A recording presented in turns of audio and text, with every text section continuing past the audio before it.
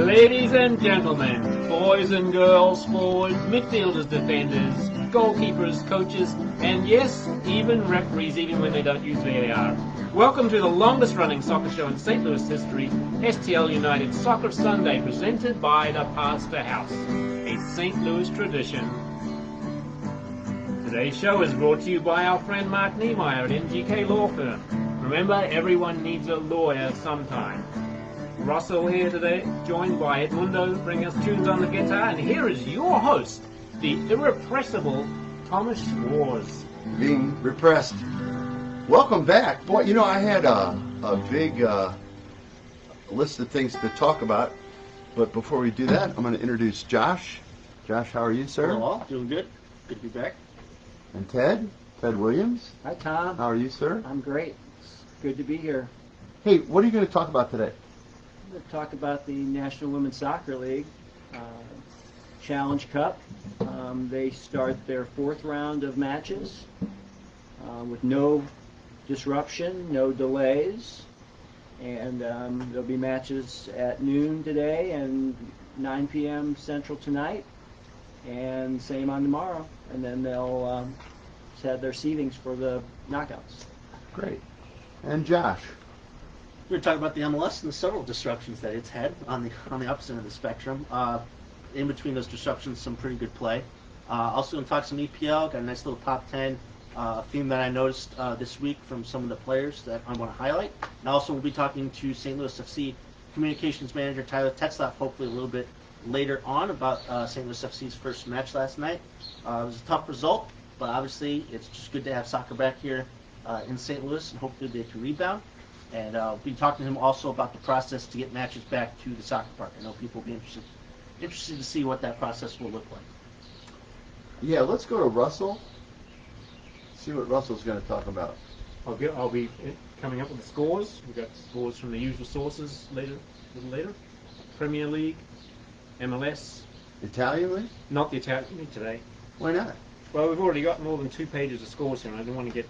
Well, no, we will have some Italian scores. I stand corrected, and then the MLS and the women's scores. Who's that jersey behind you? The jersey behind me, this is yesterday or the day before Jack Charlton passed away. Yeah. Captain of the England team, the World Cup. Was he captain? No, he wasn't the captain, but he was certainly He was a pivotal player, lifetime player for Leeds United, and so very sad that he's passed away, and all the teams have been giving him a minute's silence. He played for the games. He played for Leeds. Leeds. Entire time. His entire career. Wow. It's amazing. And it's nice that Leeds will be going up this year. Exactly. I was going to say that they're probably going to win the championship. Perfect. That's really cool. Yeah. Unfortunately, that's what it took. Yeah. So here we have the 3 lions. Very nice. From the 80s, not quite from his era, but yeah. It'd be nice to have one of those red shirts for the World Cup final. It really ought to have. If it's truly from the 80s, that I had some beer and blood stains on it. Sorry. I'll work on that. I guess I used good detergent. That's nice. Okay. Also, just a random side note, I'm wearing my Argentina jersey today because Messi, over the weekend, recorded his 20th assist in the league and became one of the second player in the history of football to have a 20-goal, 20-assist season right after Thierry Henry, I believe. So, cool. Supporting Messi with my Argentina jersey. Okay. Edmundo. Well, Tom, we've been following on this show for actually a couple of 3 years now, the developments in traumatic brain injury and ways to detect that. So there's been a study published that's a pretty good study. People in the neurology community are beginning to talk about it quite a bit on a new way to detect TBI. It looks to be sensitive and specific for that injury. So I got a little update on that. Okay. A little bit more about Jack Charlton. Of course, he was also manager of a bunch of clubs, and also the Irish national team, and took them to the World Cup. Yeah. So, he excelled in many ways. And he was 85, I believe, right? Yes. It's a pretty good run for a soccer player. Okay, well, as I said, I had a lot of things to talk about with MLS, et cetera, but then Ted comes over this morning and says, "Hey, Tom, how long you been keeping raccoons in your trash can?" And I said, "Well, I guess since last night, because there wasn't one in there yesterday. And earlier this morning, I came out and, chased the squirrels away, as I like to do with, I got to remember to look at the camera, with the hose. And I heard some racket. Oh, they hate it. You squirrels, get off my lawn. Yeah, they hate it. But I heard noise in the bin, and I thought, well, maybe what's happening here is the squirrel's in there. Yeah. So I go to put a little more water. Boom! I fall down. I'm squirting water everywhere as I'm bleeding. Sally, Squirrels it's are like, cracking up. oh yeah, yeah. They set up that poor raccoon. But anyway, Ted found a raccoon in the trash can. So if you hear a major disturbance Alive? today, yeah, Okay. Big Yeah. one? Medium. well, Big enough to make a mask. We're thinking, or a hat maybe, whatever it takes. But Davy Schwartz. yeah, that kind of took all of my preparation away. But what I'd like to talk about, and I'm going to ask you, Russell, this question, is have you been watching the MLS? I haven't seen enough of it as I would like. I did see the first game, a little bit of the pre-game, and I know where you're going with this. I think, are you asking about the games themselves? So I've got ESPN Plus. You don't know where I'm going with this. I do not. Trust me, nobody. Yeah. No one Thank you. knows. Thank So you. Yeah. I mean, it could do a U-turn at any point in time. Yeah. Let's just face it. I mean, so ESPN Plus for the first game didn't have a commentary. What they had was an overhead camera, one of these flying cameras. So it was a very interesting perspective on the field.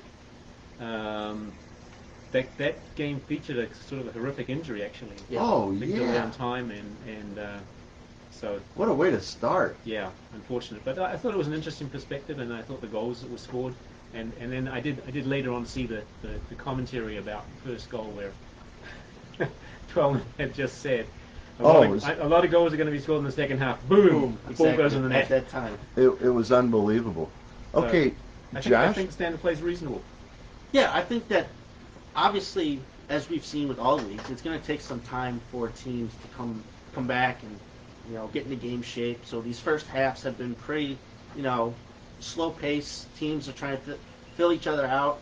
It's the opening match, so they don't want to extend themselves. It's going to be a long process for the tournament. But I think, again, we've seen in the second half, we've seen some great team movements. We talked about the Miami goal, Orlando's couple goals to get back in that match and win it. I thought were very impressive. Last night, Red Bulls beat Atlanta 1-0 on a very impressive move from their own half to the opposing net. That led to the goal. Was the only goal of the match. We had our first, big scoreline. The first rendition this year of the Cincinnati-Columbus rivalry. Didn't go so well for Cincinnati. They're still trying to figure out things there for now. But I think the play will pick up as we've seen in these leagues before. We know these teams have been training for weeks now. Hopefully pretty soon. It's not just game shape, obviously. It's the grind of just showing up to the field. The process that these teams are going to have to go through to get tested, to get checked, to get there. It's just not the same. So I think once they get used to the process, their minds will be more at ease, and then the matches will continue to pick up as the points become at a premium. Well, I'm not doing very, very good at silent communication. Okay, I can tell by the music that it's time for us to talk about the English Premier League. This segment brought to you by our friend, I think he's our friend. Hopefully still is. It's a great guy. He is a great guy. Mark Niemeyer at NGK Law Firm. And remember, everyone needs a lawyer sometime. You should sing a little verse about that. Let me work that. Yeah, we'll work that out. Okay, well, Russell, I'm going to go to you first. You could do it to the tune "Everybody Loves Somebody Sometime." Dean Martin standard, right? All right, so Everybody wants to rule the world. So which game do you want to talk about? Liverpool, Burnley. Right. Liverpool, Burnley. Why would we talk about that? Why wouldn't we talk about Manchester United? Well, Manchester United are playing on Monday, tomorrow. Ah, big game. Big game against Southampton. Southampton's been playing pretty well lately. So, have they? I haven't checked their recent form. They've been pretty good, and I think obviously United, we know about their form right now. They're coming off Thursday, I believe, a match that they won 3-0 versus Aston Villa. The way they started that match, I would like to talk about the fact that also point to the stat that United far and away have had more penalties this year than any other team in the Premier League, which I don't think is a coincidence, kind of like what Real Madrid are going through in La Liga. But, I mean, the quality's still shown through, and I think the result was pretty much, I don't want to say given, but with United's current form, I expected them to win pretty convincingly, and they did. You get goals from Fernandes, Pogba, and Greenwood, which has been standard, obviously. God, with they look Fernandes great. and Greenwood, they've been fantastic. Fernandes plays, I was thinking about, another Portuguese. You know, Yeah. I mean, like Cristiano Ronaldo. But then, you know, what's weird is then I was thinking about Nani, and then God Almighty he shows up on the TV. Scoring a goal. Scored a goal! Man of the match, yeah. Yeah. So, but no, yeah, I mean, they're playing great, and I think now at this point with the combustible situation with the other teams fighting for that spot, I feel pretty confident in saying that I think United are going to finish in third. So I've got a question. I mean, one thing we have is this the decision on Tuesday of Manchester City. Will they be I suspended? think it's actually tomorrow. Tomorrow, yeah. By Tuesday we'll know. Okay, so tomorrow, great. That's right now. It was laid down as a 2-year suspension, right? So will it be pulled back to 1 year? I hope some suspension is kept in. So now this is They've got to have a suspension. This is a repercussion for Champions League places. I have a question. Manchester United are still in the running for Europa League, correct? Oh, Yep. What if they win that? Does that have a repercussion Yeah, on how have many to, wouldn't teams it? go into the... You would like to think that It maybe has they jump before. down It a has before, spot. so Right, so this we won't really know what the situation is Right. as long as Man U stays in the Europa League. Correct. You know, man, you will want to win the Oh, Europa and the way League. they're playing right Yeah. now. It's- I mean, they've with got to be. arrogance. You know what they Absolutely. remind me of? Cantona. When they Right. play like that, it's just like put the collar up. Now I don't Game even remember over. what their situation is from the first leg of the current tie. They won like 4-0, 5-0 So I or think they're in something, great yeah. shape to go through to the next round. So, Yeah. I mean, They got a pretty good I- draw too, from the way it looked at it. They won't face anybody like an Inter Milan or a Bayer Leverkusen until the final. Where are they? Are they on the same trajectory As a same- Champions as League, the it's going to Champions be in League? Germany. It's going to be in Germany, but But I mean, once they get to the knockout part, Yeah. the next round. They're only a few matches behind the Champions League, but they're basically at the I think same they're stage. at the same This- stage. They just need to do the second leg and then they go into the quarterfinals. this, you think about it, this is just a phenomenal time to be a sports fan, particularly a soccer fan. You got all of this going on, and if you're a Manchester United fan, you've come back from the dead. However, you're a Chelsea fan. Why do you look at me like that, Thomas? You notice he's not wearing his I'm under Chelsea. He's still got a investigation. blue shirt on. I'm That's always blue and wearing white, Chelsea different stuff. colour. I'm going to give equal opportunity to others. I'm Remind still wearing us, blue. remind us why you're Well, wearing I got your- this down because it started very early in the week with the Crystal Palace Chelsea game, in which the theme has been, I don't know if you've seen Tom, but we have a New Jersey sponsor. Chelsea does. Oh. It's just a big 3 The three. on the jersey. Yep. The problem being, since the jersey change, Chelsea have either scored 3 goals or they've conceded 3 goals in every match that they've played. Probably part of Oh. the contract. Right, apparently. But the problem being, they've conceded 3 goals more so than they've been scoring 3 goals. That would be a problem. Faithfully, on I think it was Tuesday, they scored 3 goals and they beat Palace 3-2. Pulisic got on the score sheet again. Really nice goal with his left foot. Continues to show his fine form. And they needed the 3 goals because the defense, as we've seen, continued to struggle.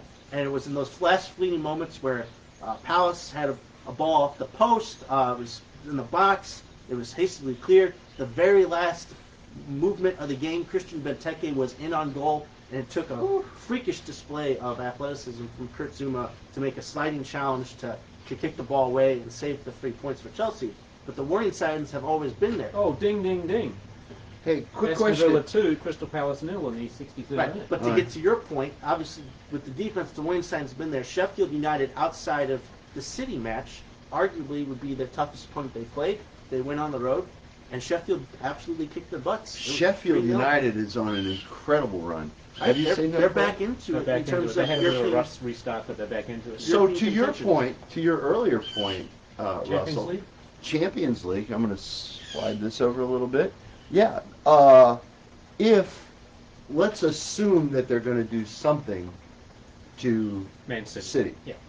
1 year seems like at least they'll get everyone that I hear thinks it's Okay. not like Donald Trump right now that they're going to get a year. People are saying if they get a year, and Manchester United win, Europa League. that drops it down 6. to 6th place. So you might have Sheffield United or Wolves, Wolves. who won this morning, Wolves have been looking fantastic. again. Which is why all these matches matter to these teams. You're not Yeah. really out of contention because you really don't know what contention looks like. Like you said, we speculated it could be all the way down to 6th. So these teams that initially, like you said, Sheffield got off to a little bit of a rough start, but now with a couple of wins, and we've also seen the struggling form of not just Chelsea, we've seen Leicester struggle a lot since the restart, and Wolves up until this morning had lost a couple of results as well. Absolutely. Sheffield beat them 1-0 in stoppage time this midweek. So we're starting to see, still not real any separation outside. I feel like United. The rest of those teams are right now all stuck together, and potentially they could all qualify in a certain And a scenario. couple of teams we haven't talked about are playing each other later today. Very I think they're not in the picture. Right, North London Really? Derby between Tottenham and Arsenal. I mean, Exactly. No, they're not. They're not really in the picture. Right. No, So this brings us back around to Liverpool, though, because Liverpool play Arsenal this week in London, and now they're in a position where, after the draw yesterday, where they need to win the last 3 games to set the points record. I don't think, so it's Arsenal, Chelsea at home, and Newcastle away. correct. That Chelsea game being the most important in terms of Champions in terms League. of Champions League. Yeah. Good point. I mean, what is Arsenal playing for right now? I don't know. Young guys. Young guys. I guess The it young would guys on depend the on the Europa League. I guess Could be, with but- everything being dropped down. But do they really want that? Are they excited about that? Correct. Enough to put in the effort? I don't know. I don't know. I mean, part of it is if you're, again, we've said this before, if you're 1 or 2% off your best form, your best effort in this league, you don't win. Well, that's my problem has been with Chelsea is that the talent is not there defensively in terms of just not so much speed, strength, all those things, but organization, communication, leadership, all these different intangibles are just not there right now with this team. And it's not just the 4 guys at the back. It's also the midfield is not tracking back. Correct, and we saw that yesterday. with Conte being out and having to install Jorginho, who looked completely lost. Obviously, he hasn't played in a while, but still, he just looked completely lost in that respect. All this disorganization, plus you have a keeper that's not entirely confident in his own skills. It just makes for a very combustible, back there. And it's not been improved, and I really don't blame Lampard at this point because who is he supposed to go to?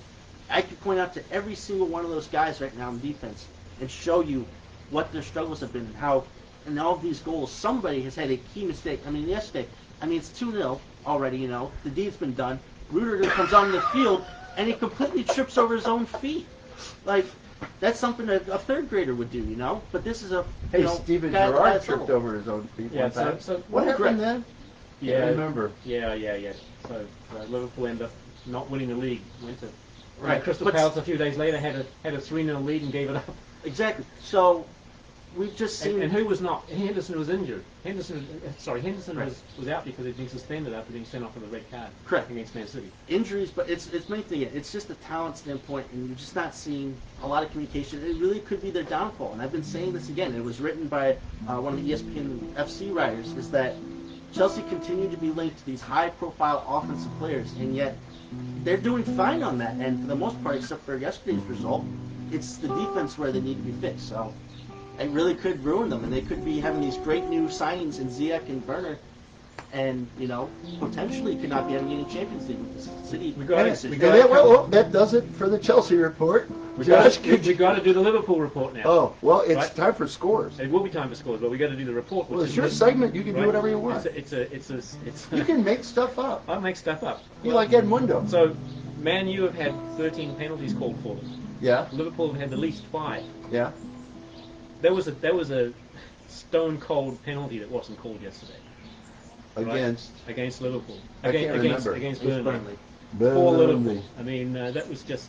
They should have gotten the Now, They on should the have other gotten hand- United VAR people. On the other hand, Liverpool should have put that game to bed early, and they failed to do it. So it's their own fault for not. No, they were But not playing winning the game. Burnley. And they were playing Burnley. Burnley played well. And that's probably the team that shocked me the most. I didn't realize that they've climbed up to 9th in the table. Yeah. I No, felt they- as though they had been middling I'm around in playing that 12 steady, and 13. Yeah. steady Stoke Chris City Wood's kind of been football. out hurt for a while. He played yesterday. He did play, but he's Yeah. been out He previously. had been out for a before that, while. until the game before, right? So yeah. Yeah. Okay. All right, so here we go. When it Maybe we don't. When it decides. There you go. There we go. Tradition.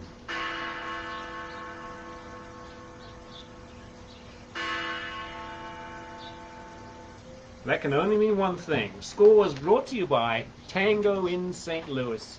Tango in the time of coronavirus is taking an extended break. At a milonga, the music is organized into groups of 3 or 4 songs called tandas. Each tanda is usually composed of songs played by one orchestra, recorded in the same year. Each orchestra has its own distinctive style, and dancers often select dance partners based on the tanda that the DJ has selected, which means that choosing a partner typically happens after the tanda begins.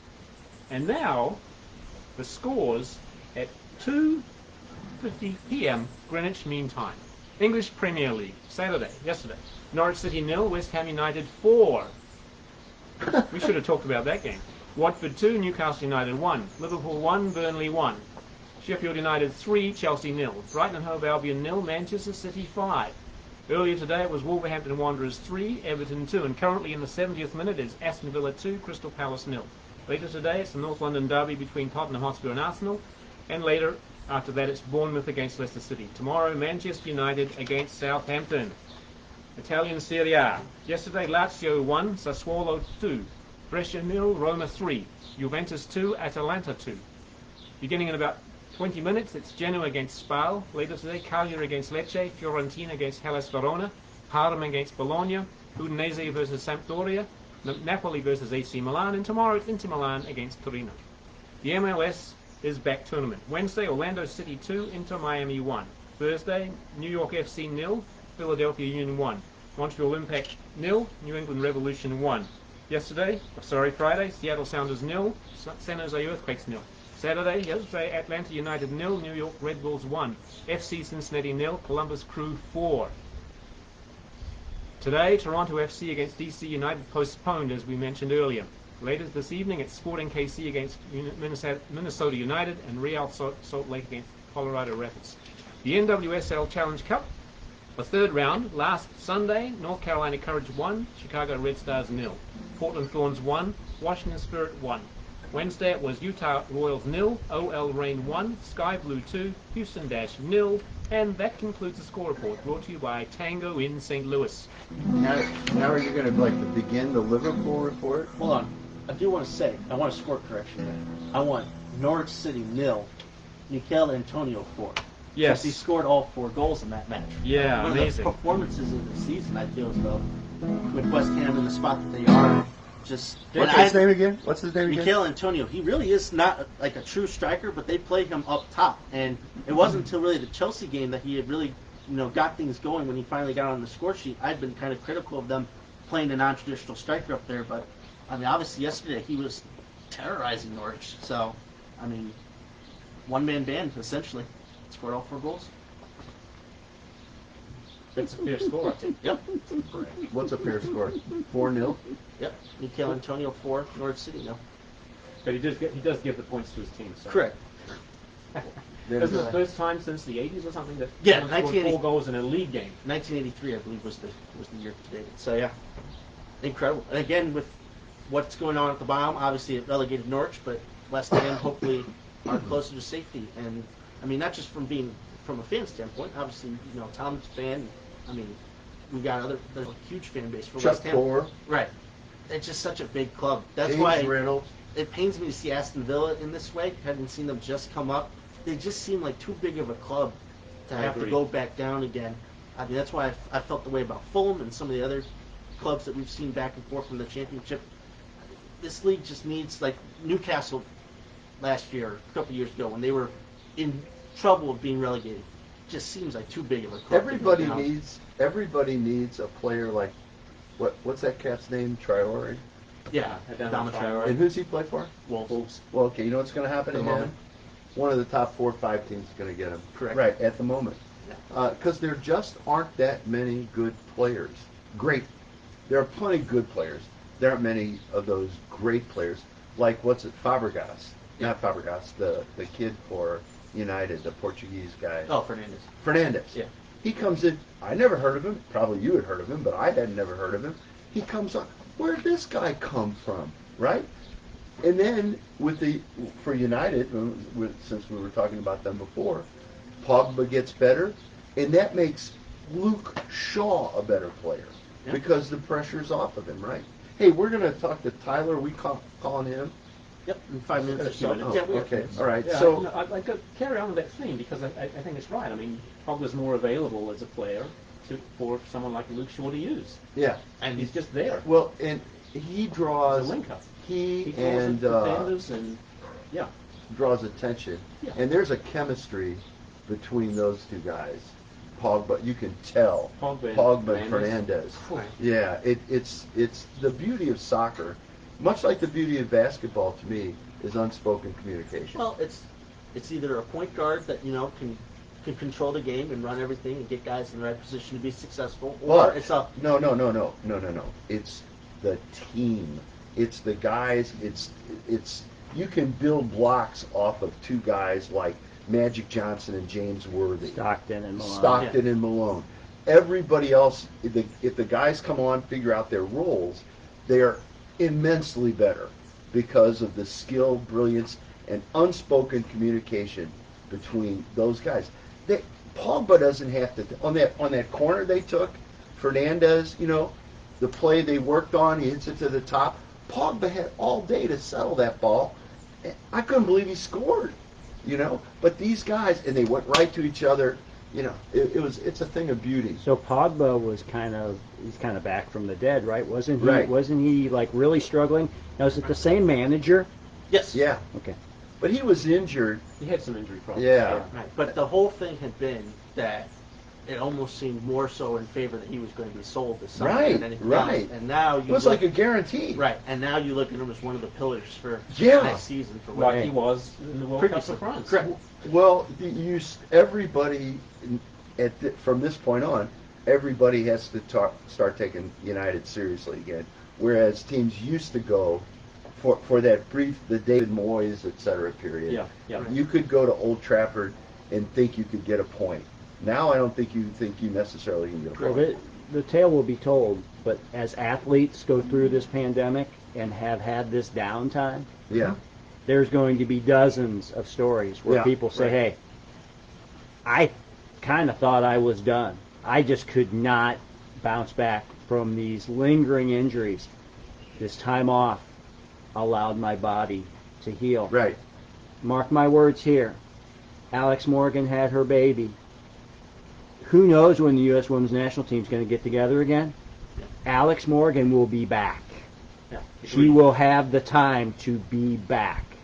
And she's a weapon, man. And she could play that Carly Lloyd role the next World Cup, being that off the bench person. I mean, you could fill books upon books on how each team, how this break has affected each team, young players versus old players, And how they players handle in it. certain leagues, Yeah. how they handle it, the mental aspect of it, what There- a team's doing to get through the grind of the process. There of are it. some executives and some team managers that are probably aren't set up at all for this Zoom culture Yeah. and this techno training and things. And there's others that are just like, hey man, this is it. Yeah, piece of cake. This is we're just piggybacking on what we do in the off season. So Alex Morgan, I mean, she's got the motivation. The Olympics are still on, Oh yeah, so why not? yeah. The second thing is, I'm going to be curious as to what the effect of this short break between seasons is going to be on the next season.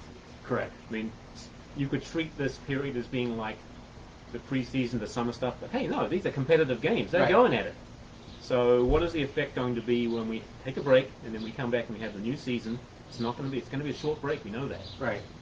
If of course the season is uninterrupted, we don't know if that's going to be the case or not. Right. So, all right. So is it time for us to move on to the next segment? I think it is. I think so. Well, yeah, go this ahead, next segment is brought to you by Cosgrove & Associates, offering comprehensive research, evaluation, and strategic planning services. Find them at cosgroveandassociates.com. Josh? Yep. We're going to hopefully be talking to Tyler Tetzlaff, who's the communications manager at St. Louis FC. Before we get him on, again, just kind of give a little bit of a background. Tyler will give more of a in-depth description of it, but St. Louis FC came back last night. They had their first match in their return to USL play. 2-0 defeat to Indy 11. And to talk to us more a little bit about it, we'll be here, Tyler, coming up right here shortly. All right, we set? Yep. Tyler, you there? Yeah, good morning, guys. How you doing? Great. How are you, sir? Good. So good that's to be it. back on the show, and hopefully you guys are feeling good, getting back to normal. One step at a time, sweet Jesus. That's for sure. Hey, Josh has got a question for you. I got several questions. Hey, Tyler, good to talk with you again, bud.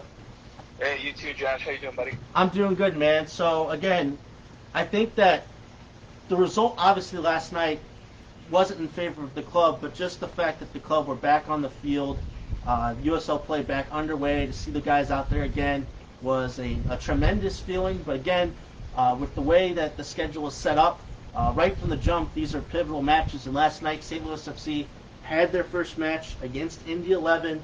What were your thoughts last night? Indy 11 is going to be one of those teams that we're going to be battling for a playoff spot. What did you think of the team performance, and now that soccer's back here in St. Louis?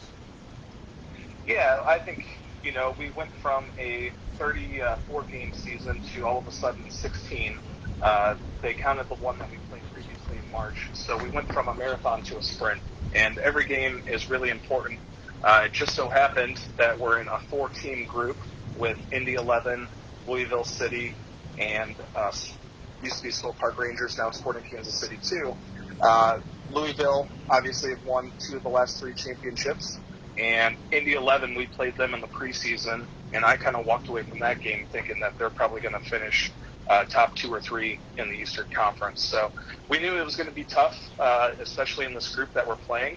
I think, honestly, looking at the results in a vacuum, 2-0 never looks great, but I think first game back for both teams, just kind of lack that mental and physical sharpness that comes from training week in, week out, and playing games week in, week out. I think we had a lot of momentum going into the game against Miami.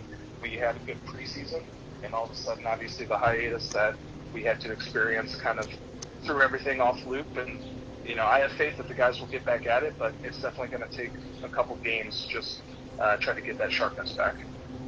And, I mean, there were still some good performances to take away from the match last night. Kyle Morton, of course, in goal. I thought he had a spectacular game in keeping it as close as it was. But I wanted to talk to you, or at least get an update from you, for some people who didn't know going into the match last night. There was a report earlier in the day, a press release that you guys put out concerning 2 players from the team. I was wondering if you could provide an update for people who hadn't seen about Fanuel Kavita and Kyle Gray. Yeah, so, it all transpired very, very quickly. Basically in the morning, Fanuel woke up, wasn't necessarily feeling right, immediately got his temperature checked, and he did have a fever. So just, abiding by the protocols and to keep everyone rather be safe than sorry, we basically sent him home. We chartered a car and sent him home so he could isolate. Now, the team does get tested every week for COVID-19, and all of the results this week came back negative. But those tests were done on Monday. So hopefully, in the next couple of days, we'll be able to do a test and see. Hopefully it's nothing too serious, maybe just a bug that he picked up. So, just rather be safe than sorry, we sent him home. And then Kyle Gregg, his wife is expecting their second child. I think she's due in a week or 2. And so with everything being on the road and just the environment that was kind of going on at the time, Kyle felt more comfortable basically going home as well. So we fully support his decision. Obviously, everyone's situation is different with their family. So he withdrew from the squad, and that's just kind of why we were a little short last night. We only traveled with a set number of guys, and when you lose 2 of them, it doesn't really help the numbers. But so that's kind of the situation on what's going on there. Well, we're excited for Kyle, obviously, and hoping for the best for Fanuel, obviously, as well. But that was last night, Tyler, but there's obviously been months and months of preparation and discussions leading up to this point. I mean, the league's been off for a very long time. We've had the teams, training, initially, just single-player training sessions, then small groups, and eventually getting up to the full group. I was wondering, as much as possible as you can, being privy to those discussions at St. Louis FC, maybe with the league as well, can you describe the process over the past few months that it's taken to prepare for a return of the season, how those decisions were made on safety protocols for the team, for the staff? Can you just maybe give a little bit of a behind-the-scenes look as to how we got to this point? Yeah, I mean, all the credit really goes to the USL as far as being at the forefront of everything. We were probably one of the first leagues to kind of call off back when everything was happening in the beginning of March.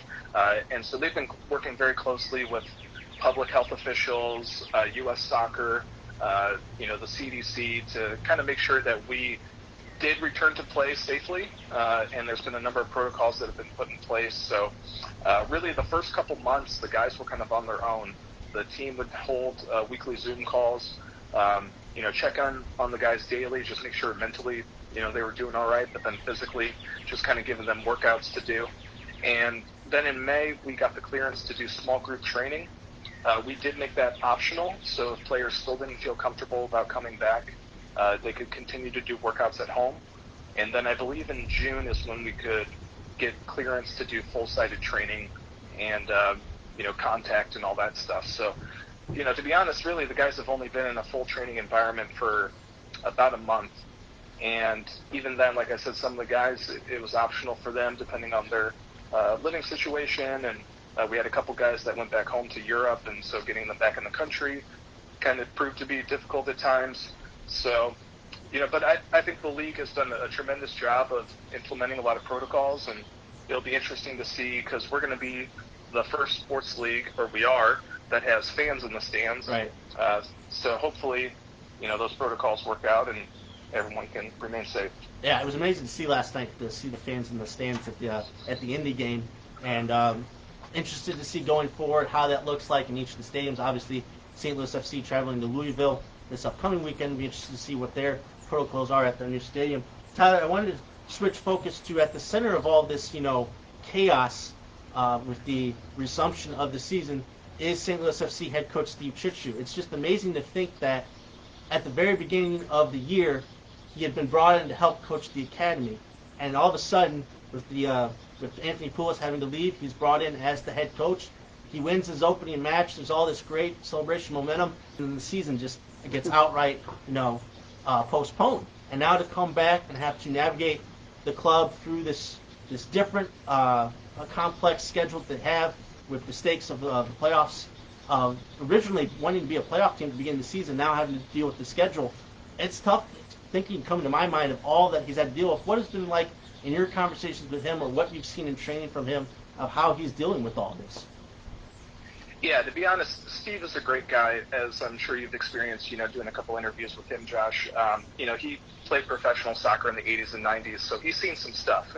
He's been there for the highs and the lows, and his whole demeanor, obviously on the field, very laser focused. He demands a lot from people, but off the field, he has a sense of perspective of what's going on. He's been totally understanding of everything, and I think for him, there was a little bit of anxiety just to get back and continue that momentum, but also understand that it had to be done the right way. So for him, I kind of chatted with him before the game to Indy. I just asked, how you feeling? Anxious, excited? And he said, to be honest, it's going to be interesting because no team knows really where they're at until they play a game. You can play training sessions, day in, day out, but until you get on the field with another team, that's really where the true test comes. So I think these first couple weeks across the league is going to be interesting to see where every team is because every market's different. Some markets couldn't return to training until a couple weeks ago just because of their local guidelines. So, there's going to be a gradual process of trying to get back into the groove, but the way that Steve has handled everything has been done really well. Well, let's talk about preparations on your end. Obviously, you'll be welcoming fans back at the end of the month here. July 26th will be the first match to return to West Community Stadium. How are preparations going as you guys are planning to have fans in attendance? What should people come to expect if they are attending match, or what should people come to expect here with the process of soccer returning to the soccer park? Yeah, we're excited, obviously, being able to host fans. We got clearance from the county to return at roughly 50% capacity with social distancing measures in place, and we are going to require face masks. Basically, when we kind of implemented the social distancing into the stadium, our capacity is going to be slightly less than that 50%, but it's important for us that people come and they feel comfortable. So there's basically never going to be someone seated right in front of you or behind you. And if you have a group of 4 people, there's going to be at least, 5 to 6 feet on either side. So that's kind of the process we're working through right now as a ticketing department. We have tried to accommodate our season ticket holders. We kind of gauged interest on who feels comfortable coming back and where they want to be placed. And then from there, it's just a matter of filling the remaining seats. So realistically, we'll probably only have about 300 to 500 tickets to sell per game. which is a good problem to have. I guess a scarcity, but like I said, we're really focused on just following the protocols and making sure people feel comfortable when they come to the game at West Community Stadium, and hopefully everyone can stay healthy. So again, just to be clear, with the ticket process, it'll be season ticket holders, accommodating them and figuring out where they need to be. But while there will be a small quantity, the general public will have an opportunity to purchase tickets if they want to later down the line. That is correct. Yeah, we're hopeful we should have all those I's dotted and T's crossed midweek this week as far as having the season ticket holders where they need to be. And then we're also going to extend that courtesy to people that bought tickets to games that got canceled. So if you went online and bought a ticket, for a game in April, we're still going to honor that ticket. It'll just obviously be for a different date. So we're negotiating with those people right now, trying to see what date they want to come to. And then, yes, the tickets will be available for sale to the public. Hi Tyler, it's Russell here. I got a totally different question for you. What are you seeing around the world in terms of other soccer leagues, and how are you enjoying what you're seeing? Honestly, I love the live competition of it. I think I got sick of watching replays for about 3 months, but it's been interesting to see the empty stadium. I think the Bundesliga has done a really good job as far as the broadcast, piping in the fake noise. Premier League, I prefer to watch the games with the natural sound because I like hearing the players on the field. But no, I think it's been interesting. You kind of hear from all the broadcasters that, things are really buttoned up on the stands. Clubs are going about it the right way. So I think we just have to continue that, because you look across Europe, obviously their COVID-19 numbers are down, so maybe a little bit different of a process. But I think playing in front of fans is going to be huge, because it's a big driver for this league. It's a big driver for the environment. So hopefully, if the numbers don't increase, knock on wood, we can continue that for the rest of the year. Hey, how much time do you have? Free time or time today? Okay, I got a couple more questions from Josh. Go for it. Oh, and real quick, I know last time Russell's a Liverpool fan, so as a Man United fan, I should say congratulations. But man. Thanks, Tyler. Appreciate that. Yeah. Yeah, enjoy it while you can, right, Tyler? Yeah, because exactly. Man U Hope you is guys really don't win hot. another game this year, but it'll be all right. Oh yeah, but I think United are well on their way to hopefully competing with Liverpool next season, Tyler. They've been very fun to watch. But I really just only have one more question for you before we let you go.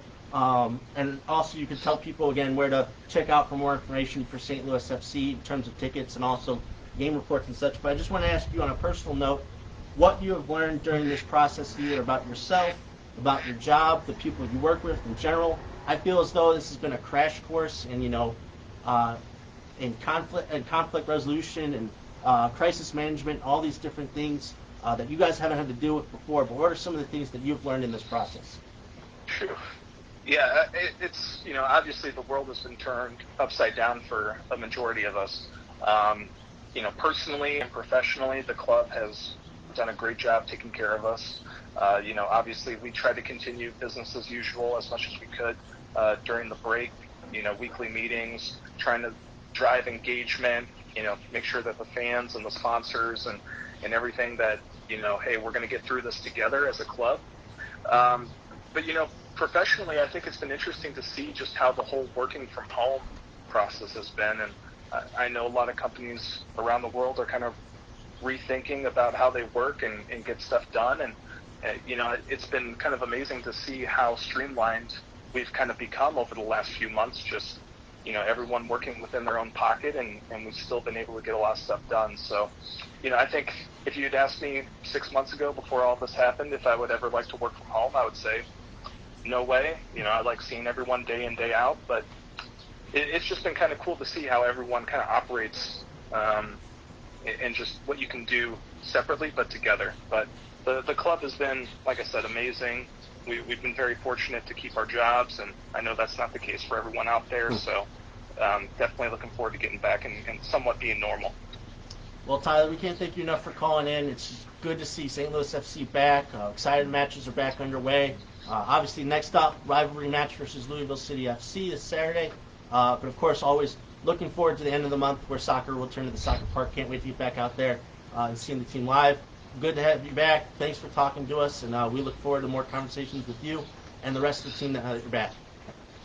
Absolutely. Great to talk to you guys. You guys enjoy the rest of your day. Awesome. You Cool. too. Thank Take you, care. Tyler. Thanks, Tyler. All right, well, this next segment is brought to you by the Pasta House. Oh, yeah? You ever been Powered to by Pasta? Pasta. Supporting St. Louis soccer. When? Forever. Forever and ever. Yeah. Since before they called it pasta, they called it pasta. Pasta. Yeah, that's how Brits say. Yeah, I know. It's kind of Pasta. it's very grating Pasta on ball. the ears. Yeah, it does. It just pass the ball. It's- Pass the bowl. Pass the meatballs, I guess. Yeah. Okay. Well, that was good. That was great. So, let me have my phone back. Could I have my Because it phone cracked back? a couple of times. Huh? It cracked a couple of times. I know. That's what I'm worried about. Checking the quacks. Right. No, my prescription is ready. It quacks more than it cracks. Oh, great. Okay. Well, let's talk a minute or two. I hit the wrong button here. We have time for Josh's top 10. Oh, we still do? Yeah, I think so. Absolutely. What Yeah, time we is got it? time. It's only 10:17. All right, maybe it's the rapid fire top 10. Yeah, we're good, man. So I thought the theme, it wasn't just really this past week, but it's been for the last couple weeks. And we've talked to a few guys specifically, and I kind of wanted to compile my own list of it. And this is, and I put down, so this is my top 10, 21 and under current EPL players. I emphasize current because this list will look a heck of a lot different after the summer transfer window is over, with the amount of guys that have been rumored and who I think will make the move to the EPL, who are going to be either 21 years old Oh, or so under. you're saying these guys will age out. Well, not just age out, but they'll get bumped, immediately. I mean, we Okay. talked about some guys like Jadon Sancho and Kai Havertz that have been rumored to be coming to the EPL, and those guys are all 21 or under, so they would be sliding immediately ahead of a lot of these guys on this list. But it's a good list here at the moment already. So I want to start at number 10 with a guy from Liverpool. I thought it was nice. Maybe Russell can talk about him a little bit more. But I went with the defender Curtis Jones, who just a couple matches ago scored for Liverpool against Brighton, I think it was, or maybe it was a different match. But he's a guy who could play as a defender, could play as a midfielder, but Liverpool give him a couple minutes this season. Young guy, 19 years old. It started yesterday. Started yesterday. midfield. So there you go. So he's pretty versatile, I feel like. And again, somebody who we've talked about with Liverpool, it's maybe the smallest of issues is their depth. Guys they can bring off the bench or guys who can help supplement some of the regular stars. I think if they continue to develop Jones at a good rate, he could be one of those guys. Okay, you're going to have to go a little faster, though, because Okay. Edmundo's chomping at the bit. All right. Number 9, I wanted to give a shout out to one of the lower league clubs here, not just have all big league players. Dwight McNeil, who's a 20-year-old winger for Burnley, who's had a really good season. He's a guy who does great delivery, great with set pieces. He's got I think 7 or 8 assists already. He's been rumored possibly to be going to Manchester United because he actually started out in their youth system before moving over to Burnley. So it would be kind of a cool reunion there, but he's had a great season so far. Number 8, Reece James, right back for Chelsea. The only Chelsea defender who has a legitimate excuse to why he's struggling because he is so young, and really his biggest flaw is the fact that he's so good going forward. He just forgets his defensive responsibilities sometimes, but he's built like a tank. He's built like Traore. His crosses in the box are just lethal. I think he's going to be a great player, and hopefully he's our right back for the future. Number 7, Bukayo Saka, who's an 18-year-old midfielder for Arsenal. He's shown great link-up play with Aubameyang. He signed a long-term contract. Again, versatile. He could play potentially out wide or in the middle. Somebody to look forward to for Arsenal in the future. Number 6, Mason Mount, attacking midfielder for Chelsea, 21. Just has a great engine. I think Lampard sees a lot of himself in Mount. I think that's why he continues to play him, continues to want to develop him. Again, great going forward, got a lot of energy, just needs to be a little bit more consistent with his play. Number 5, this is where I start to really struggle. I put Mason Greenwood here, who we've talked about. Striker for Manchester United, 18 years old. He's on fire at the moment, scoring some great goals, can play as a striker, can play out wide. He's a little bit like Rashford in that respect. Rashford started as a natural striker. Now he plays out wide a lot for United. I want to continue to see more from him. Obviously, this is the first real chance that we have gotten to see him. He's been knocking it out of the park. I anticipate him moving up this list in short order. Number 4, I put Phil Foden from Manchester City, 20-year-old midfielder, someone who's been with them for a while now and is just now getting the playing time. Pep Guardiola has continued to say David Silva is moving on at the end of this year. Odin is going to be his replacement. He's going to get consistent starting time next season. And I can't wait to see that.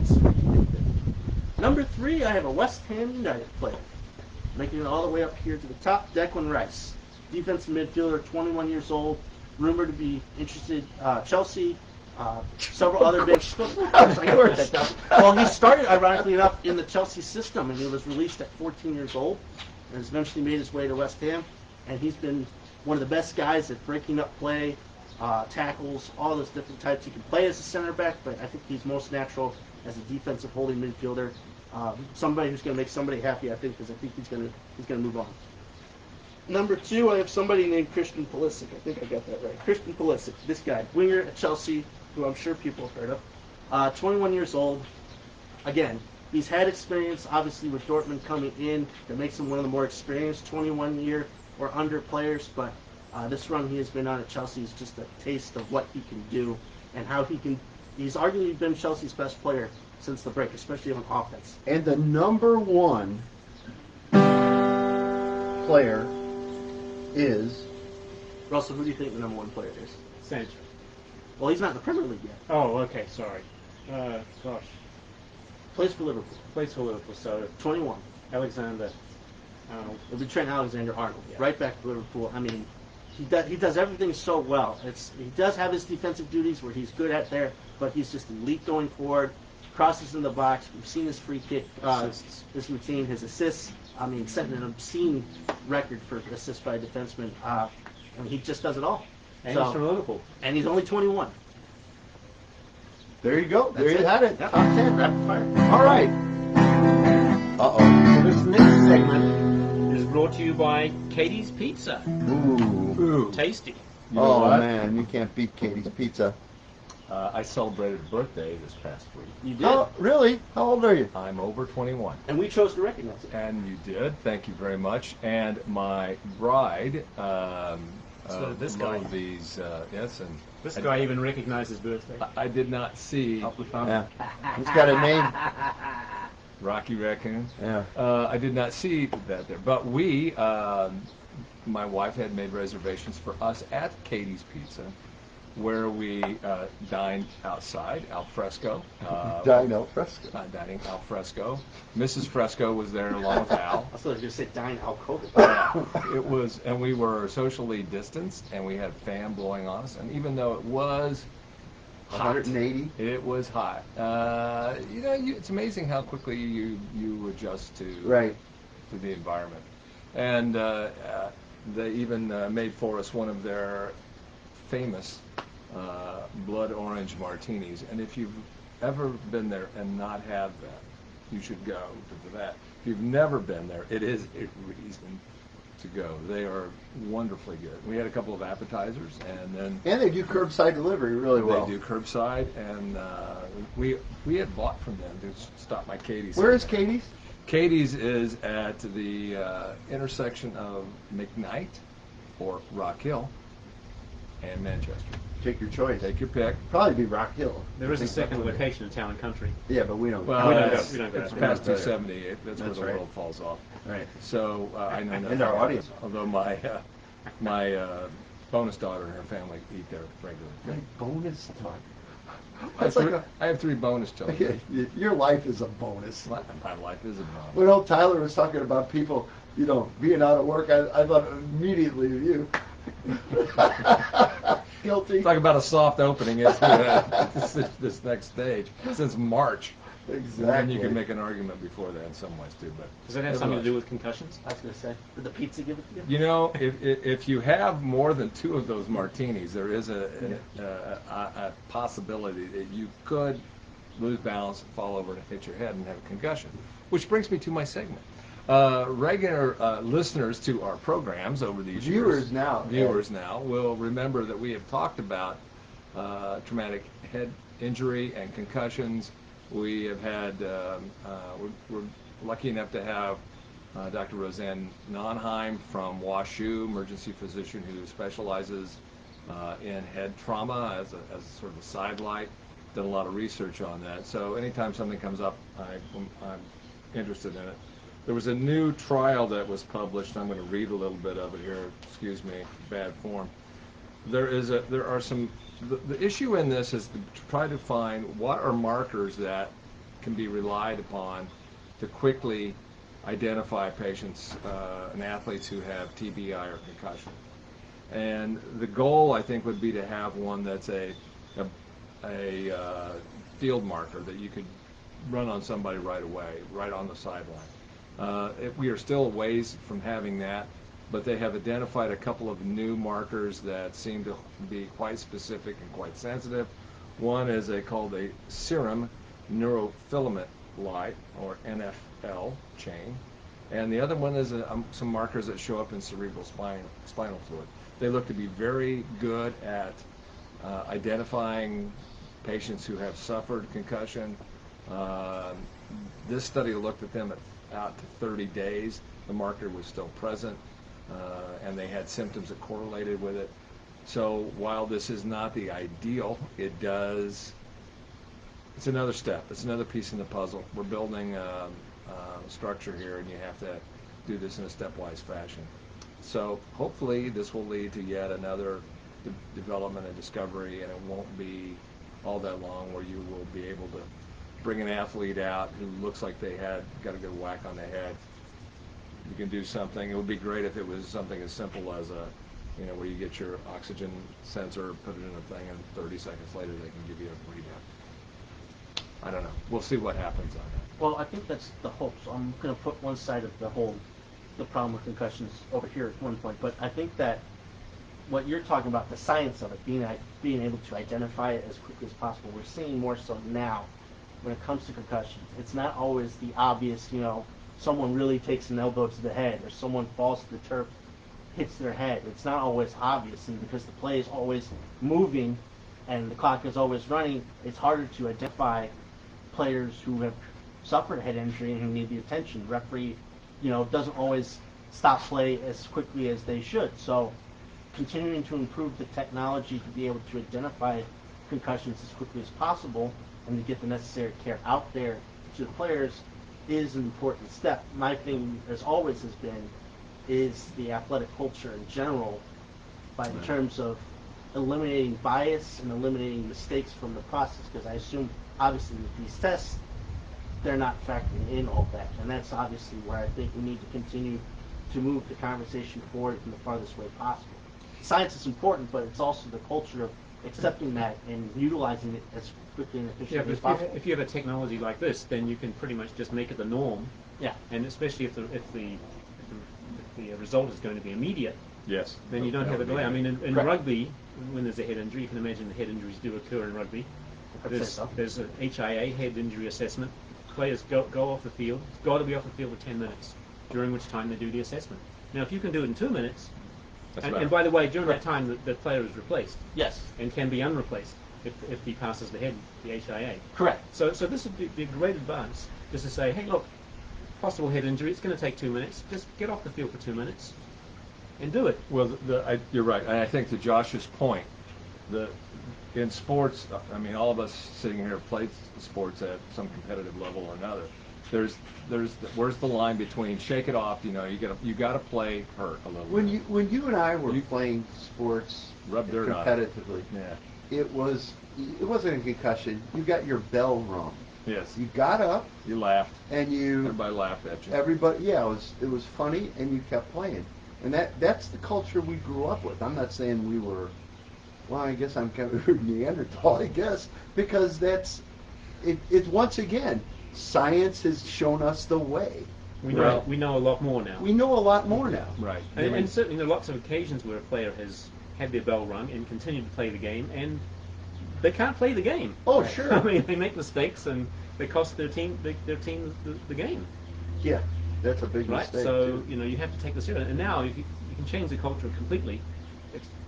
On the least suspicion of a head injury, you do the test. Well, I think the issue here is that you're left moving from a situation where you're making a somewhat subjective evaluation versus something that's objective. Here's black and white, and I think all of us understand that there's a difference between I think they're hurt, or I believe they're going to be okay. Think and believe are subjective versus the tracings show here that they have an issue or the serum value came back. So wait a minute. You're saying that I'm saying if I said think damn I'm not going to science, get, Tom. I think I'm not going to get COVID doesn't work? That doesn't work. That's a pretty good place for a segue, don't you think? I think so. Pick up your guitar, Yep. start playing. Thank you for the report. I Play something Italian. Yeah. Oh, Lola. No, we're going to you now. All right. This next segment is brought to you by Ragazzi, serving a taste of the hill since 1957. Ragazzi's has become a St. Louis landmark. And now, we're going to hear about women's football from Ted. Ragazzi's landmark. God, I love Hey, give me a fishbowl. it. Hey, are you going to read about what Messi said to He's us? tired of the New Zealand accent. No, you read it. No, you read. It's your segment. Okay. I The gotta find it. Messi calls us the backyard The boys, backyard boys. not the backward boys. Right. Backward. That's good. Okay, it's time for what, Russell? Not men in blazers. No, sure. Women's Soccer Report, By Ted Williams. Ragazzi's. Ragazzi. brought to us by Ragazzi. Ragazzi. Ragazzi. Get the rigatoni, ragazzi. It's a much good. Is that where they have Go ahead, that Ted. Italian food? Italian. 49-45 Daggett on the hill. Oh, Right. of course. Where it's always been. Okay, let's talk a little NWSL Challenge Cup. The first 3 matches of group play or preliminary matches have been completed. The standings at this point, which were really condensed at the bottom and the top last week, are now clustered in the middle. There are 5 teams with 4 points. Then we have our North Carolina Courage, our 2-time defending champs, at the top with 9 points.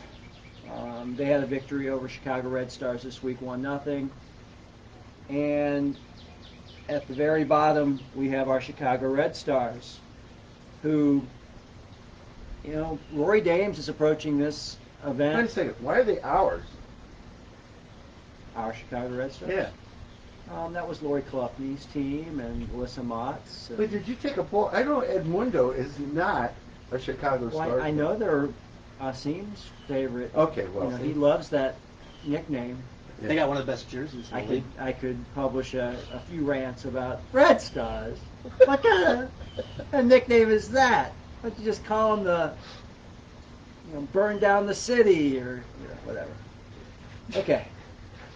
Commies. Burning down the house. There are 2 matches today and 2 matches tomorrow to finish preliminary play to see where we're going to be seated. I listened to several podcasts this week, and one joked that, hey, you want to finish 2nd, I think 5th, 6th, or 7th, so you avoid the Courage, basically. As long as you possibly can. Yeah, you don't want to play them in the first round of knockout or second round of knockout. So the Courage are good. Everybody else is kind of feeling their way through. At this time last week, I would have predicted that OL Reign would have been at the bottom of the table. They were really struggling, and they ended up beating Houston 2-0. It was a nice match, and Houston, who had some really good performances, had kind of a lackluster, and it starts with their once national team pool goalkeeper, Jane Campbell. She has matches where she just kind of takes the day off, and if you Google her last appearance for the national team, you'll see a couple highlights on corner kicks that are just, it's as if she's never had any training on how to work the defenders and get her formation organized and or handle a corner kick. It's like she plays for Chelsea. It was bad. So Jane Campbell is physically talented.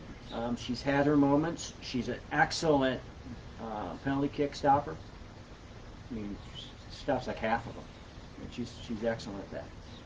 but she had an off match. So today, our match schedule is 11:30 a.m. Again, CBS All Access, or if you're using a global option, it's Twitch TV. Washington Spirit, Houston Dash at 11:30, and then the nightcap is our Chicago Red Stars against Utah Royals. We hate them. Utah Royals is the club and the ownership group that's hosting Now, this Chuck event. Corr would hate the Royals. He'd want to Just chop general somebody's head off. Yeah. Then tomorrow it's the same match time schedule. We have OL Reign against Portland Thorns, and we have Sky Blue against North Carolina Courage. So Sky Blue is at the bottom of the standings as well. Actually, no, they're mid-table. Excuse me. Thorns are bottom of the table. Yeah. That's another surprise. And my friend Dan Lauletta told me before this even started, he goes, I think the Thorns are going to have a hard time scoring goals. And lo and behold, I believe they have maybe 1 or 2 goals the entire tournament. But going into the tournament, it was widely, I want to say accepted, but people predicted that outside the Courage, the Thorns would be one of the teams. I think some of that was before Tobin Heath For Tobin Heath decided set she up. wasn't going to play. And Becky is injured. Yeah. She's not going to play again. So, you know what? I just also want to mention, and I mentioned it last week, that the coverage of this event across the women's soccer media has been excellent. And one of the things that's come out of this current social distancing scenario are pregame and postgame shows, which is something that I reached out to Jen Cooper about a couple of years ago, and that was back when, you guys remember Google? It's called Google Chats or Google Clusters or something. There was an app. It was part of Google where we could get on with each other, 3 or 4 people. And I said, you guys should, you and this person should get on this app on Sunday evening after all the matches are concluded and just talk through what has happened. And that's kind of what's happening. Portland and their local coverage has a post-game show via Zoom or Skype. Equalizer Soccer, I mentioned last week, Dan Lauletta is burning the midnight oil on these 9 o'clock games, Central.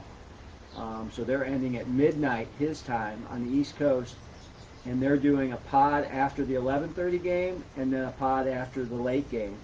And then they're writing their game stories and all that stuff. And he said he's had several nights where it's been 2, 3 in the morning before he said it's the pro. I was going to say last night's match between Cincinnati and Columbus kicked off 11:20 at night local time. Oh, Right. Let's nix that. I mean, I don't care what type of format that we have to go through that. That's just. Do you know how many fields they're using? I want to say, I want to say one. Maybe it's a couple, but obviously it might just be the one. Honestly, They're just using the one for the they're just games. using the one, obviously, because the games are so spaced out that. Yeah, I just wonder about that pitch just getting destroyed. Well, yeah. So anyway, so I've talked last week about the turf. There's a Twitter handle about the NWSL Challenge Cup turf, and they post pictures of, forwarded pictures from the different players that have their turf burns, and when they see a slide tackle, when it's obvious. I think it was McCall's or Boney had a slide tackle, and she got up, and she had a big old strawberry, And you know what? The girls are tough. Alyssa Mox is recovering from ACL surgery, and she's posted pictures of her knee. She posted one yesterday where she got a little overzealous with the ice, and she's like, man. I think I overdid it with the ice. Yeah. But right below it is this huge turf burn that she got before the team even went to Utah on whatever training facility they use up in Chicago. So it is what it is. They all deal with it. But I'm trying to trumpet the good news about how NWSL and Commissioner Lisa Baird has handled this event. They are doing it. Maybe, to Tyler's point, they may have fans in the stands, social distance, because the semis and the final at Rio Tinto, there's more room. Yeah. They could definitely do that. And another thing I want to mention is there's some really good stories coming out of these events, and there will be stories coming out of the NBA event, and MLB event, and MLS, NHL, of the support staff. And there was an article on Equalizer this week about a family in the Merriman, Utah area whose business had been devastated by the pandemic because they are a cleaning business.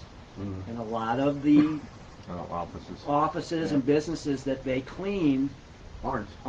open, or there's Right. nobody there. Right. So they were hired, and they are handling all of Oh, the cool. cleansing for this event. And this gentleman, who's second generation owner, he's just so thankful that he can A, help, and B, Get paid. get his people Get his back to people work. back, yeah. And it's funny, the person who wrote the article, I'm sorry, I can't remember her name, said when she called him about the article, right away he was like, oh no, if somebody gets sick, is Yeah. there a problem? Yeah. And she's like, no, I'm calling to talk to you about how wonderful a job Oh. that you're doing. But he cares.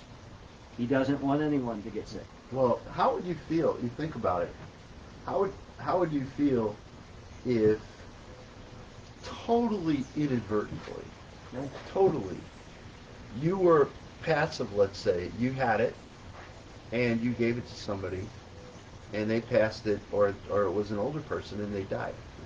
I mean, think of the guilt, the insurmountable guilt you would feel, something like that. Because, I mean, we're just at a point where nobody knows.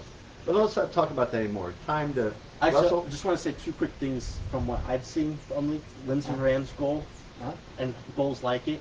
We continue to see highlights, on my feed, and continue to see them go mainstream, continue to see positive coverage about all that, and continue to push those highlights forward. Also, Megan Klingberg's pregame hype speech for her team. I think it was Megan Klingberg. Yeah.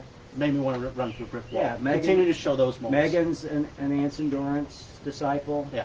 And she's one of those prototypical UNC players. She's tough. No, that was good to see. Just weird. All right, so this next segment is brought to you by Pietro's. Pietro's is a St. Louis Italian restaurant that was started in 1960 as a small family-operated bar and dining establishment.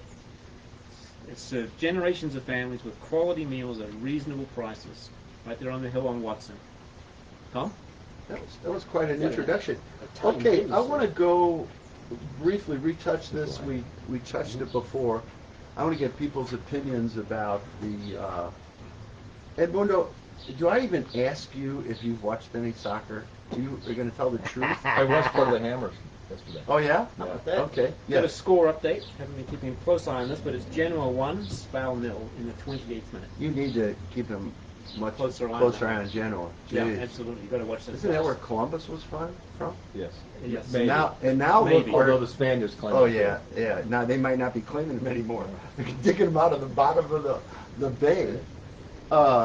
So okay, let's leave him out of this because well, he just doesn't know. Russell, what's your feeling about watching these games?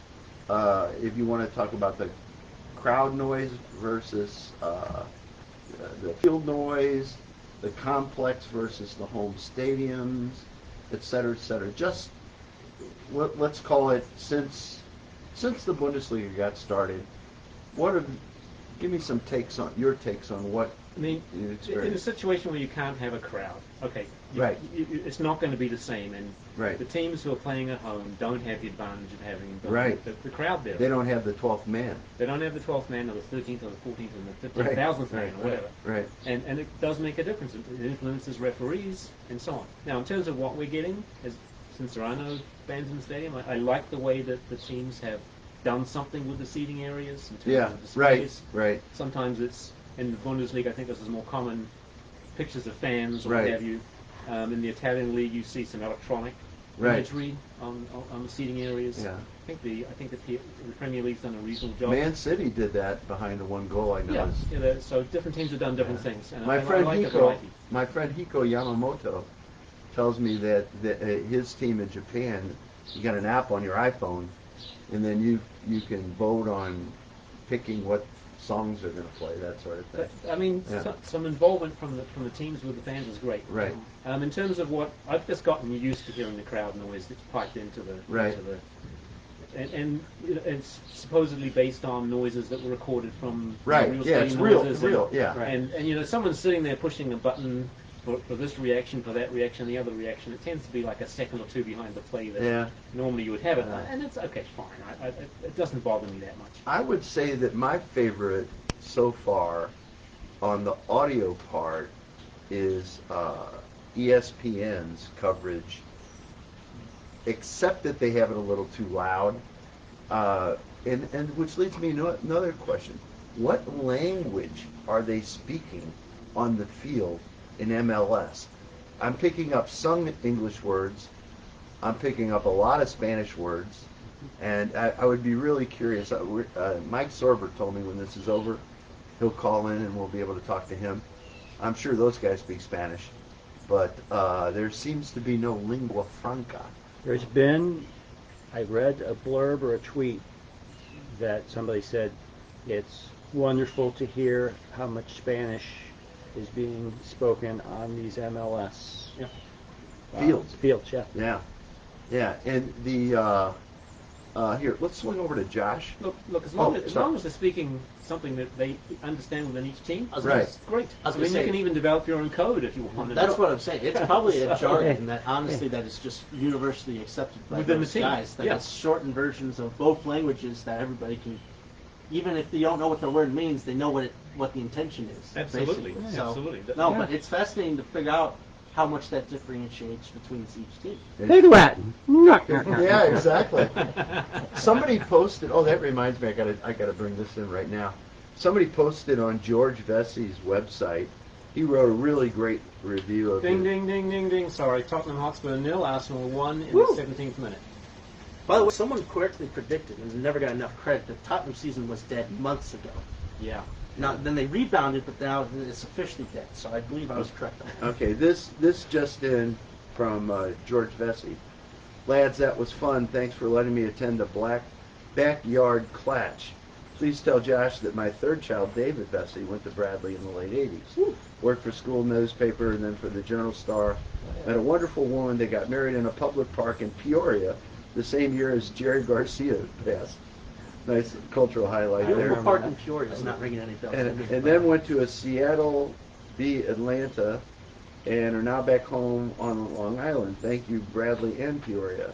Looking forward to hearing more from the backyard boys, not backward boys. Thank you, Mr. Vesey. What a great guy. Also called us Men in Shorts, I think. Men in Yeah. Shorts, I Men in really We like. currently are, again, Yeah, all I'll start sending him a link to the YouTube every week. Yeah, well, if you ain't in shorts in St. Louis, right? Although today's kind of That's pleasant. nice. Yeah. Yeah. Quite Oh have yeah. humidity. Enjoy this Yeah. today. Yeah, well, tomorrow's not supposed to be awful. But at any rate, so that's, okay, so let's go to Josh because Russell so rudely interrupted. I do that all the time. Yeah. So what are your, give me your reaction. Yeah, so I think what it took the Bundesliga some time, it took the Premier League some time, and obviously now ESPN and Fox more so. I really recognized it on Fox with the audio being a little bit of a distraction. They're in the process of figuring out what is the correct balance. And just like in the Bundesliga and the Premier League, they got it to the point where I actually think when it comes to my experience, it kind of takes away from the reality of the situation. Yeah. As you look out in the stands, you're like, why is nobody here at why is nobody at the Tottenham Arsenal game today? You know, it's like it's a North London derby and it's just empty. It's like it takes away from the reality just a bit when it Ding, when ding, it doesn't ding, become a ding, distraction. ding. Uh-oh. Tottenham Hotspur 1, Arsenal 1 I in the gotta 19th keep minute. I gotta keep my mouth shut. It takes away from it doesn't make it when it's not a distraction. It doesn't take away from it from me. Now the important distinction that I make watching MLS versus watching the Premier League, and it's not their fault. This is what they have to do. watching the Premier League, watching a match at Anfield, watching a match at Old Trafford, watching a match at Stamford Bridge is natural. And then you watch MLS, and they're at a complex, which is That's usually the difference. It's just kind of jarring, and it's the reality. It's like of, that thing you went to last summer, right? Right, To correct. It's like broadcast. the youth. They have youth national tournaments there all the time. It's just used for different things. But to see it as a complex, it is right in your face, the I reality of kinda the dug situation. that. So I what's kinda the farthest trip somebody would make in that league? What's that? What's For- the farthest trip somebody would make For in the MLS? EPL? No, EPL. For EPL, I mean, how Would- about would it, English geography people? Like Brighton or Would it all Southampton? would it all be land? Newcastle. It would all be land travel. I don't know if Yes. they fly to Now that's Newcastle. Swansea's out. Mostly land travel, yeah. Mostly coaches. I mean, That'd be a hell of a Because drive. that's a from- factor. Yeah. That's Yeah. a factor. No, that's a factor. Be a hell of a drive. Can I ask you this on the Derby situation? Any sense for what was happening outside the stadium? Were people gathering? Well, Did that's they the thing, did they too. have They to? just opened the I pub. haven't seen. But did they any- formally say, "Hey, I know you want to gather, but don't"? Well, Or they did- just Well, opened the pubs right, in England. with the Liverpool last situation, week. they win the title for the first time in 30 years, and it was only a small group of people that came out Few to hundred. Anfield, A and few they were hundred, maybe. weren't they condemned for doing so? Oh, yeah, absolutely. Klopp came out against it Right. So afterwards, so... it's just weird that not just as you said, the atmosphere in the stadium, but the atmosphere outside the stadium and the surrounding pubs, even if they're open, it's different. Well, it's only if people got any sense. Right. You know, I mean, look, come on, get real. You know, you can go have a drink with your friends and possibly pick up a disease that may kill you, or you can stay at home in your air-conditioned comfort and watch it on a TV. You know, those folks have to be missing the culture of being. Oh, without being a doubt. there. I mean, there's families that haven't missed a match Without a in doubt. decades, and they're Without a like, doubt. they're probably Which devastated makes it more somehow. poignant, right? I mean, that's the poignancy of the moment. Whenever you can say, for example, that's the first time that's happened since Napoleon. Right. You know, you're talking in I'm thinking your longest trip is special probably term. like Newcastle to Bournemouth or something like that.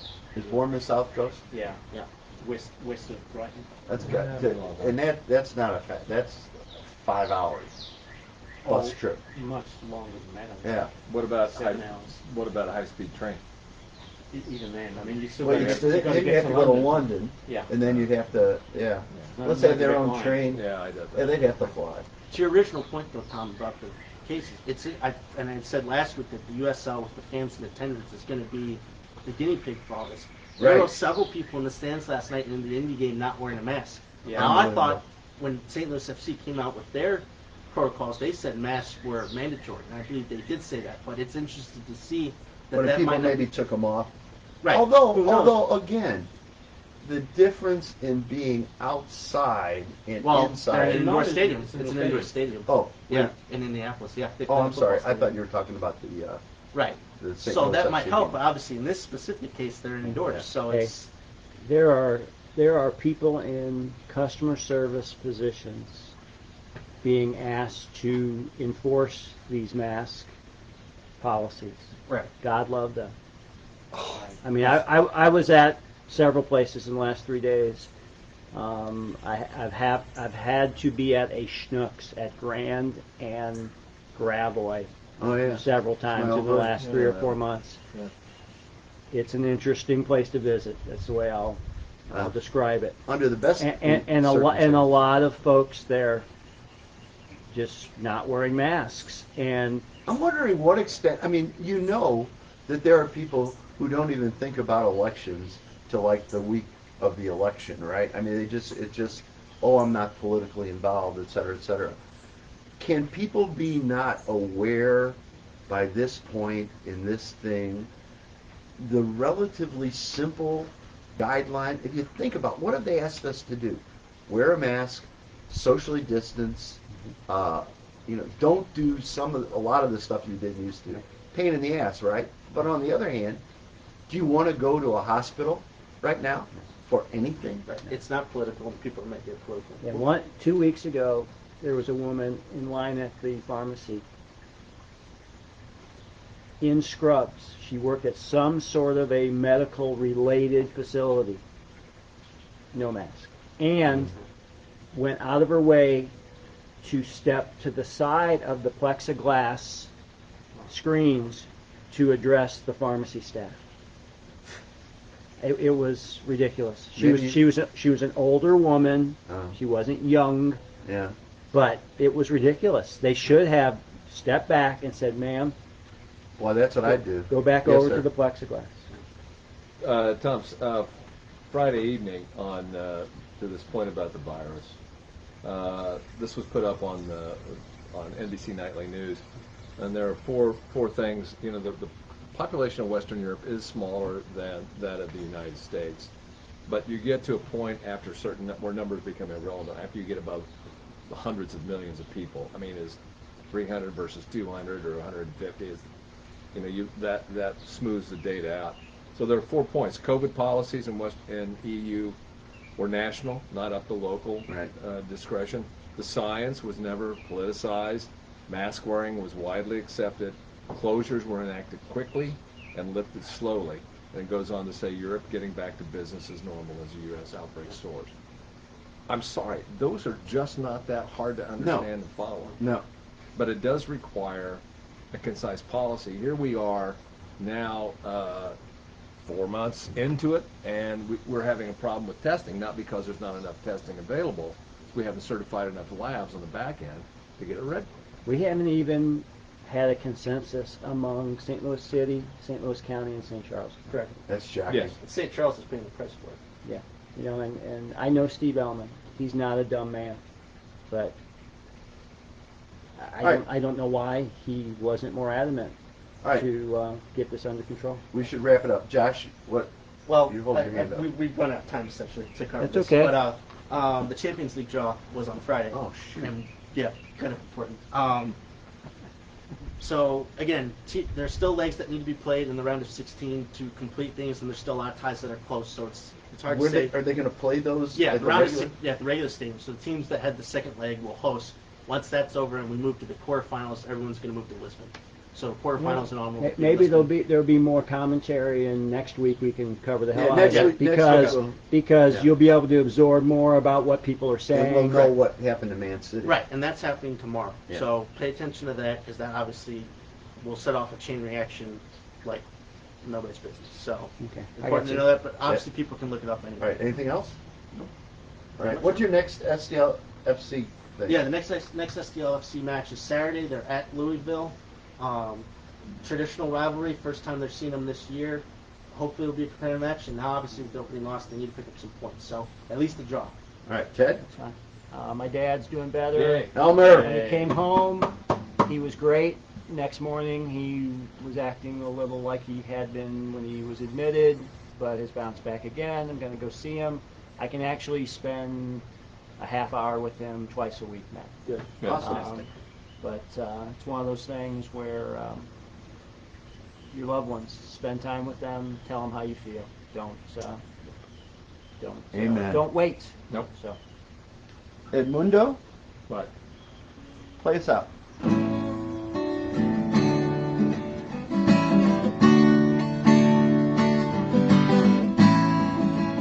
you want to see a great rugby game and you have ESPN Plus, I recommend the game between the Crusaders and the Blues, two top teams in the New Zealand Super Rugby competition right now. Close game.